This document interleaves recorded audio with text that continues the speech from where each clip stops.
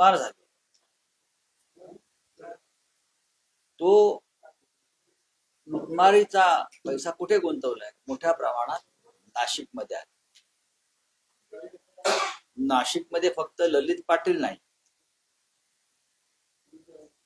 High profile पांढरपेशे हे असे ललित पाटील जे आहेत त्यांच्यावर या धाडी पडल्या आहेत आणि त्यांची नावं जाहीर करा. हे जे सगळे ठेकेदार आहेत किंवा बिल्डर्स आहेत, म्हणजे तुम्हाला त्यांचे मुख्य सूत्रधार कोण आहेत मंत्रालयातले किंवा राजकारणातले स्पष्ट. कोट्यवधी रुपयाची माहिती समोर आली अँटी करप्शन विभागाकडे, इन्कम टॅक्सकडे आणि अन्य तपास यंत्रणाकडे. एवढंच सध्या सांगू शकतो. मुंबई, नाशिक, पुणे आणि जळगाव आणि संभाजीनगर या प्रमुख शहरातल्या बिल्डरांकडे आणि ठेकेदारांकडे सरकारमधील मंत्री आणि सत्ताधारी पक्षाचे आमदार यांनी बदल्या पडत्या या माध्यमातून, ठेकेदारीच्या माध्यमातून, सरकारी निधीच्या माध्यमातून कोट्यावधी रुपयांचा निधी त्यांना मिळतोय. आमच्या लोकांना मिळत नाहीये, माहिती आहे तुम्हाला. मग तो निधी जो आहे त्याचा गैरवापर, काम न करता कमिशनबाजी, हे कोट्यवधी रुपये पुन्हा त्याच ठेकेदाराकडे गुंतवले जातात, बिल्डरांकडे गुंतवले जातात.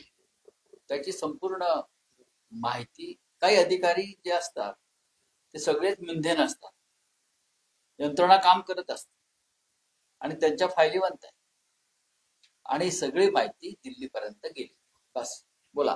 पण याच्यात अशाच काही बिल्डरांवर कारवाई झाली, पण नंतर त्याचं पुढे काहीच. मग ते त्यांच्याकडून आता निवडणुकीसाठी पैसे घेतले, त्यांना ब्लॅकमेल करून त्यांना आता ब्लॅकमेल केलं जाईल. आणि व्यवहार हा असाच असतो राजकारणामध्ये सध्या. ठीक आहे, पाहू. जालन्यात पण त्या रेड झाल्या होत्या, काही रक्कम पण मिळाली. स्टील कंपन्यांच्या काही प्रमुख लोकांवर, स्टील उद्योगातल्या अशा प्रकारच्या कोट्यवधीच्या रेड झाल्या होत्या. आणि नंतर तो माल मसाला घेऊन बाहेर गेले. त्याच्या पुढे काय झालं, कोणी मध्यस्थी केली सरकारमधून ते समोर आलं. पण शेवटी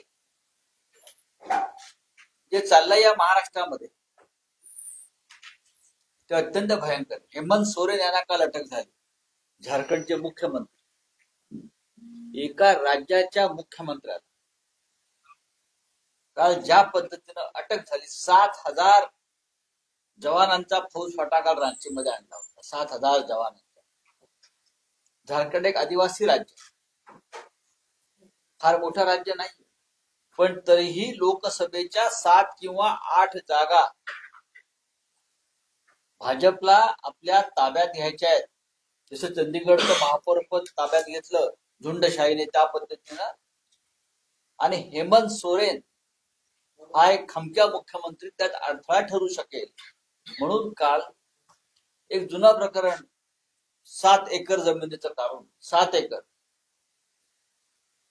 काढून त्याला अटक केली. कोट्यवधी हजारो कोटीचे घोटाळे महाराष्ट्रात झाले. स्वतः प्रधानमंत्र्यांनी सांगितले. शिखर बँक घोटाळा, सिंचन बँक घोटाळा, त्याला क्लीन चिट आहे काल. आणि हेमंत सोरेनला तिकडे अटक आहे. हसन मुश्रीफ असतील, भावना गवळी असतील, प्रफुल्लभाई पटेल असतील, मी कोणावरती व्यक्तिगत टीका करत नाही, पण हेमंत सोरेनला अटक.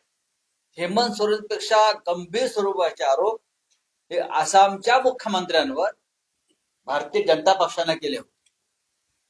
ईडीच्या आरोपपत्रात त्यांचं त्या प्रकारचे आरोप आहेत, पण ते आज आसामचे मुख्यमंत्री आहेत.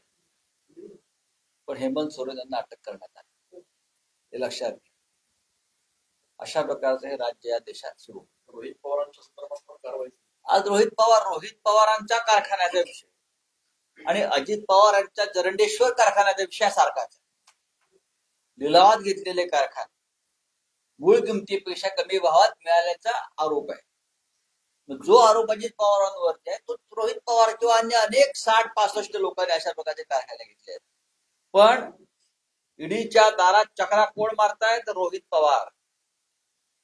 कारण ते भाजपला भिंदे नाहीयेत, ते भाजप पुढे झुकले नाहीयेत आणि झुकणार नाहीयेत.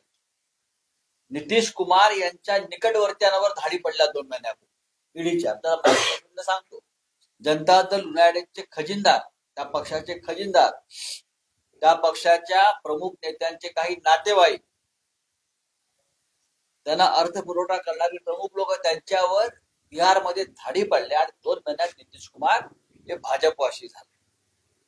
थोडं सोपं.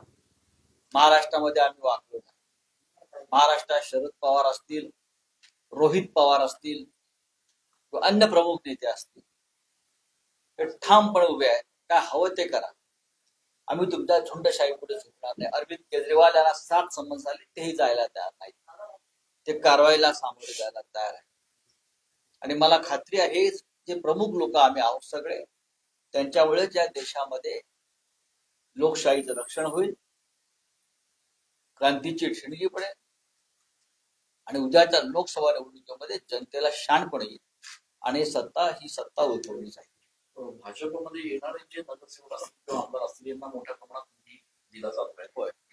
त्या संदर्भात नेमकं काय, म्हणजे आतापर्यंत विरोधकांना कुठलाही निधी नाही, फक्त नाही, नगरसेवकांना नाही, आमदारांना नाही, खासदारांना नाही. जोपर्यंत भारतीय जनता पक्षामध्ये तुम्ही प्रवेश करत नाही तोपर्यंत तुम्हाला विकासाच्या संदर्भात कोणती मदत करणार नाही. हे या देशातल्या जे भारतीय राज्यघटनेच्या विरोधातलं तत्व वापरलं जातं. समानतेचा न्याय किंवा न्यायाचं समान तत्व इथे वापरलं जात नाही. मला तर असं वाटतंय की हा कालचा प्रजासत्ताक हा बहुधा शेवटचा प्रजासत्ताक असावा. उद्या जर दुर्दैवानं त्यांना 400 पार ईव्हीएमच्या मदतीनं काय मिळालं, ईव्हीएमच्या मदतीनं म्हणतो, आम्ही ते देणार नाही, तर ह्या देशाची राज्यघटना बदलून 26 जानेवारीचा प्रजासत्ताक दिन हा नव्या राज्यघटनेनुसार, नवीन राज्यघटना जी लिहिली जाईल या लोकांकडून त्यानुसार केला जाईल. हे पण तुम्हाला सांगतो आणि त्या दृष्टीने तयारी सुरू आहे. ठीक आहे. मिश्रांच्या संदर्भातलं ट्विट तुम्ही केलं, त्याला भारत माता की हत्या असं म्हटलं तुम्ही. ईव्हीएम मशीनच्या संदर्भातला तो संपूर्ण विषय आहे. काय तुम्हाला म्हणायचं होतं त्यामधलं? चंदीगडच्या महापौरपदाच्या निवडणुकीमध्ये आम्हाला काय म्हणायला पाहिजे? तुम्ही म्हणायला पाहिजे. तुम्ही मला काय विचारताय, मीडिया मला काय विचारतोय हा प्रश्न? ज्या पद्धतीनं पीठासीन अधिकाऱ्यानं बहुमत असलेल्या आप आणि काँग्रेसची 8 मतं बाद करून भारतीय जनता पक्षाला विजयी घोषित केलं, या भारत मातेची हत्या नाही? सरळ सरळ दिसतंय तो पीठासीन अधिकारी टेबलावर बसून आपला पडलेली मतं आपल्या पेनाने खोडतोय, अवैध करतोय, हे दिसतंय. राहुल नार्वेकरांनी जो गुन्हा या महाराष्ट्रात केला तोच गुन्हा तिकडल्या पीठासीन अधिकाऱ्यांना भाजप त्या महापौर पदाच्या निवडणुकीत केले. स्पष्ट 20चं बहुमत असताना काँग्रेस आणि आपचं त्यांनी भाजपला विजयी केला. महाराष्ट्रामध्ये सुद्धा जे राहुल नार्वेकरांनी पाप केलं तेच पाप तिकडल्या पीठासीन अधिकाऱ्याने केलंय आणि हे पाप केल्याबद्दल राहुल नार्वेकरांना पक्षांतर विरोधी चिकित्सा समितीचं अध्यक्षपद देण्यात आलेलं आहे. बरं का? हो, यांचे नवीन घटनाकार आहेत राहुल नार्वेकर. हे नवीन घटना लिहायला बसलेत तिकडे आणि त्यांच्या जोडीला त्या समितीचे सदस्य म्हणून त्या चंदीगडच्या पीठासीन अधिकाऱ्याला बसले. अंतिम बजेट आज सादर होत आहे. ते होऊ द्या, ते निवडणुकीचं बजेट आहे. ते काय तुम्हाला काय मिळणार आहे? शेतकऱ्यांना काय मिळणार आहे? इकडल्या कांदा उत्पादकांना काय मिळणार आहे? शेतकऱ्याला नुकसान भरपाईचा चेक येणार आहे का? तो 20 रुपये आणि 25 रुपयाचाच येणार. बजेटच्या पहिल्याच दिवशी एलपीजी सिलेंडरच्या किमती पुन्हा एकदा वाढलेल्या आहेत सर्वसामान्य. हो, मी म्हणून तर म्हणतो तुम्हाला काय मिळणार? पहिल्या दिवशी वाढल्या, कदाचित बजेटमध्ये 2 रुपये कमी करतील, म्हणजे बघा आम्ही कमी केलं. रावसाहेब, काल राष्ट्रपती जेव्हा राष्ट्रपती भवनावर संसदेत जात होत्या तेव्हा त्यांच्या पुढे सिंबॉल घेऊन जाण्यात आलं, तर काही आपल्याला याच्यात कदाचित मी म्हटलं ना, नवीन प्रजासत्ताक साजरा केला जाईल, नवीन राज्यघटना तयार केला जाईल. मी जे म्हणतोय त्याला हे जोडून घ्या की नवीन राज्यघटना लिहिण्याची तयारी, ही नवीन राज्य. उद्या देशाचे राष्ट्रपती किंवा पंतप्रधान हे धार्मिक मिरवणुकीतून सुद्धा संसदेत येऊ शकतात.